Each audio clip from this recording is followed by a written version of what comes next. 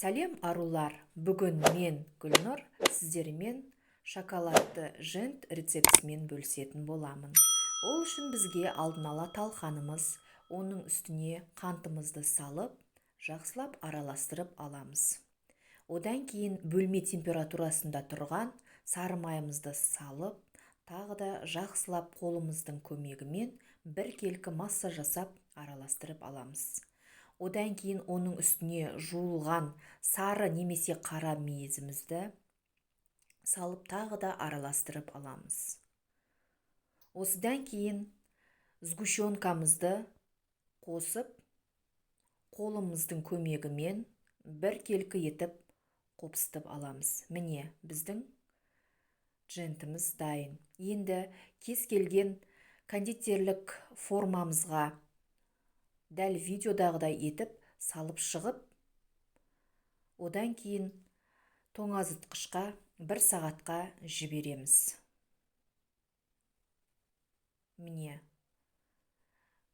тоңазытқыштан шыққан дженттеріміз дайын. Енді формадан абайлап сындырып алмай, бір-біртіндеп алып шығамыз.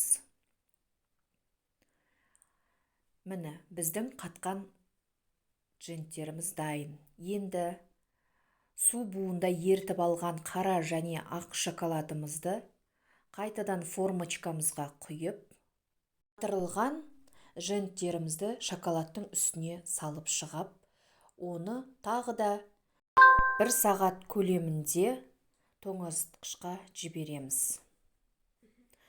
Себебі шоколадымыз бен жентіміз бір-біріне қату керек.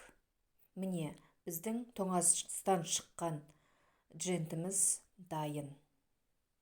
Осылай кезекпен кезек алып, кез келген ыдысымызға қойып, ендігі кезекте әсемдеуге кірісеміз.